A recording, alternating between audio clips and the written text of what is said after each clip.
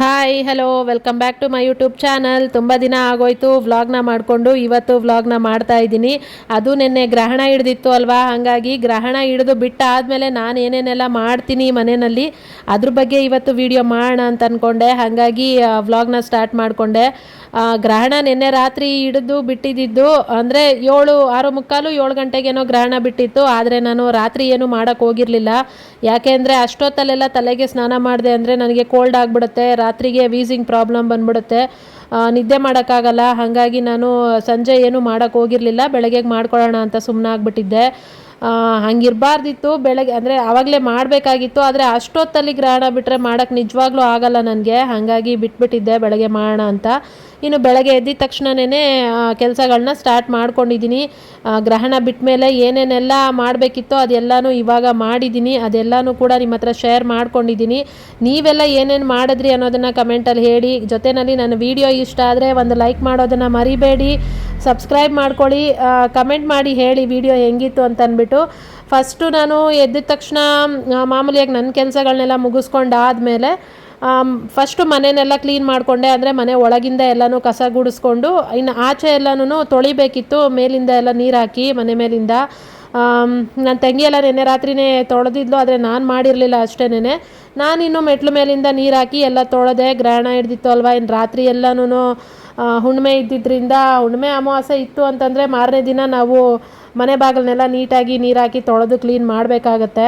ಹಾಗಾಗಿ ಇವತ್ತು ಕೂಡ ನಾನು ಬೆಳಗ್ಗೆನೇ ಮನೆ ಬಾಗಿಲು ಅಂದರೆ ಮೇಲಿಂದ ಮೆಟ್ಲು ಮೇಲಿಂದ ಎಲ್ಲ ನೀರು ಹಾಕಿ ನೀಟಾಗಿ ತೊಳೆದು ಕ್ಲೀನ್ ಮಾಡಿ ಆಮೇಲೆ ಮಾಪಲ್ಲಿ ಒರೆಸ್ಕೊಂಡು ರಂಗೋಲಿ ಬಿಡಿಸ್ತಾ ಇದ್ದೀನಿ. ಕ್ಲೀನ್ ಮಾಡೋವಾಗ ಸ್ವಲ್ಪ ಗಂಜಲ ಏನಾದರೂ ಇದ್ದರೆ, ಗ್ರಹಣ ಹಿಡಿದು ಬಿಟ್ಟಾಗ ಸ್ವಲ್ಪ ಗಂಜಲ ಇದ್ದರೆ ಮನೆ ಬಾಗಿಲಲ್ಲೆಲ್ಲ ಹಾಕ್ಕೊಳ್ಳೋದು ಒಳ್ಳೆಯದು. ಅಥವಾ ಗಂಗಾಜಲ ಆಗಲಿ ಅಥವಾ ಯಾವುದೇ ದೇವಸ್ಥಾನದ ತೀರ್ಥ ಆಗಲಿ ಏನಾದರೂ ಇತ್ತು ಅಂತಂದರೆ ಗ್ರಹಣ ಬಿಟ್ಟಾಗ ಈ ಥರ ಮನೆ ಬಾಗಿಲಲ್ಲೆಲ್ಲ ಹಾಕ್ಕೋಬೇಕು. ನಾನು ಒರೆಸೋ ನೀರಲ್ಲೇನೆ ಗಂಜಲ ಹಾಕ್ಕೋತೀನಿ. ಮನೆ ಒರೆಸೋವಾಗಲೂ ಅಷ್ಟೇನೆ, ಆಚೆ ತೊಳೆದ ಮೇಲೇನೂ ಅಷ್ಟೇನೆ, ಕೊನೆಯಲ್ಲಿ ಒಂದ್ಸರಿ ಗಂಜಲ ಹಾಕ್ಬಿಟ್ಟು ಒರೆಸ್ಕೋತೀನಿ. ಇವತ್ತು ಕೂಡ ಹಾಗೆ ಮಾಡಿದೆ. ಆಮೇಲೆ ರಂಗೋಲಿ ಬಿಡಿಸ್ಕೊಂಡೆ. ರಂಗೋಲಿ ಒಂದು ಸಿಂಪಲ್ಲಾಗಿ ಬಿಡಿಸ್ಕೊಂಡೆ. ಆಮೇಲೆ ಅದಕ್ಕೆ ರಂಗೋಲಿಗೆ ಕಲ್ಲರ್ ಹಾಕೋಣ ಅಂತ ಅನ್ನಿಸ್ತು. ತುಂಬ ದಿನ ಆಗೋಗಿತ್ತು ಅಲ್ಲ ರಂಗೋಲಿಗೆ ಕಲ್ಲರ್ ಹಾಕಿರಲಿಲ್ಲ. ಅದರಲ್ಲೂ ಹೋಲಿ ಹಬ್ಬ ಅಲ್ವಾ, ಹಾಗಾಗಿ ಹೋಲಿ ಅಂತೂ ಆಡಲ್ಲ ನಾನು. ಅದಕ್ಕೇ ಸರಿ ರಂಗೋಲಿಗಾದರೂ ಕಲ್ಲರ್ ಹಾಕೋಣ ಚೆನ್ನಾಗಿ ಕಾಣುತ್ತೆ ಅಂತ ಅಂದ್ಬಿಟ್ಟು ಸ್ವಲ್ಪ ಲೇಟ್ ಆದರೂ ಪರವಾಗಿಲ್ಲ ಅಂತ ಕಲ್ಲರ್ ಹಾಕೋದಕ್ಕೆ ಅಂತ ಕುತ್ಕೊಂಡೆ. ರಂಗೋಲಿಗೆ ಕಲರ್ ಹಾಕಿದ್ದೀನಿ. ಹೆಂಗೆ ಕಾಣಿಸ್ತಾ ಇದೆ ರಂಗೋಲಿ, ಕಲರ್ ಆಗಿ ಚೆನ್ನಾಗಿ ಕಾಣಿಸ್ತಾ ಇದೆಯಾ? ಎಲ್ಲರಿಗೂ ಹ್ಯಾಪಿ ಹೋಲಿ ಹಬ್ಬದ ಶುಭಾಶಯಗಳು.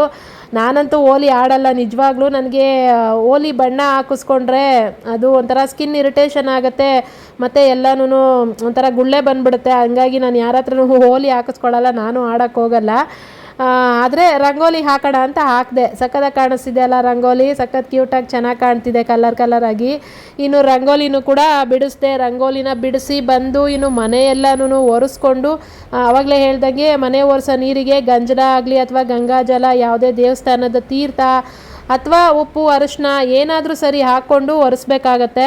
ಹುಣ್ಣಿಮೆ ಅಮಾವಾಸ್ಯೆ ಈ ಥರ ಗ್ರಹಣಗಳು ಹಿಡಿದು ಬಿಟ್ಟಾದಮೇಲೆ ಆ ಥರ ಒರೆಸ್ಕೊಳ್ಳೋದು ಒಳ್ಳೆಯದು ಮನೇನ.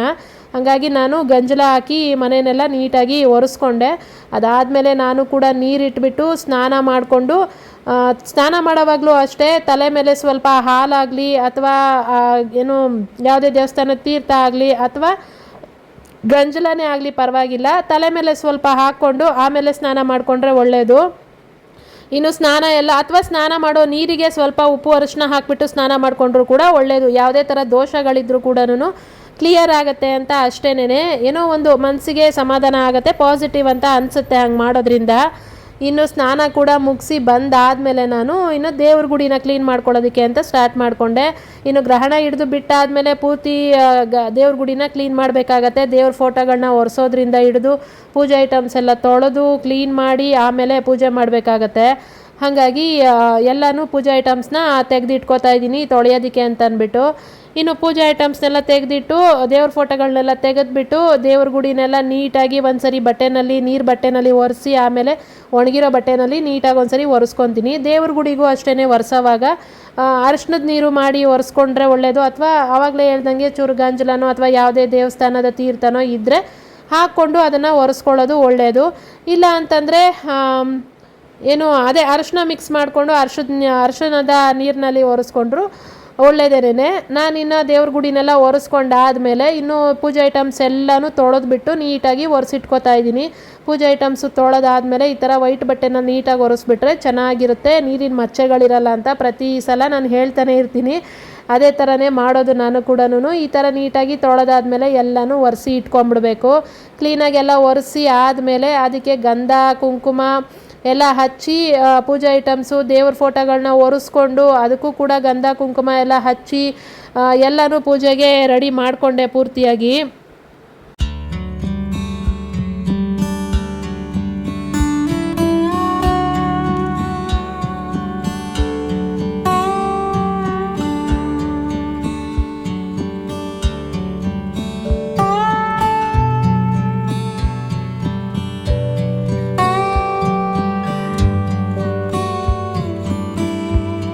ಇನ್ನು ಪೂರ್ತಿ ದೇವ್ರ ಗುಡಿನ ಪೂಜೆಗೆ ಎಲ್ಲದಕ್ಕೂ ರೆಡಿ ಮಾಡಿದೆ. ಅಂದರೆ ಫೋಟೋಗಳನ್ನೆಲ್ಲ ಜೋಡಿಸ್ಬಿಟ್ಟು ಎಲ್ಲ ಪೂಜೆ ಐಟಮ್ಸು ಜೋಡಿಸಿ ಹೂವೆಲ್ಲ ಇಟ್ಟು ದೇವರಿಗೆ ಹಣ್ಣೆಲ್ಲ ಇಟ್ಬಿಟ್ಟು ಪೂಜೆಗೆ ರೆಡಿ ಮಾಡಿಕೊಂಡು ಈಗ ದೀಪ ಕೂಡ ಹಚ್ಚಿ ಪೂಜೆ ಮಾಡ್ಕೊತಾ ಇದ್ದೀನಿ.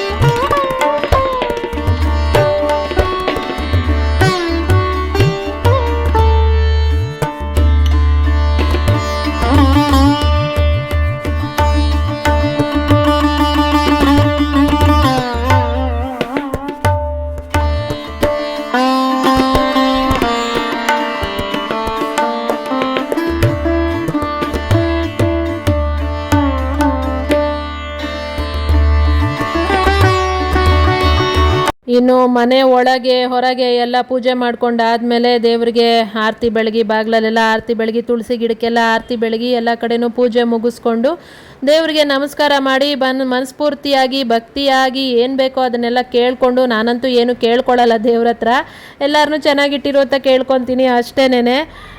ಕೇಳಿಕೊಂಡು ಆಮೇಲೆ ಏನು ಮನೆಗೆ ಧೂಪ ಎಲ್ಲ ಹಾಕಬೇಕು.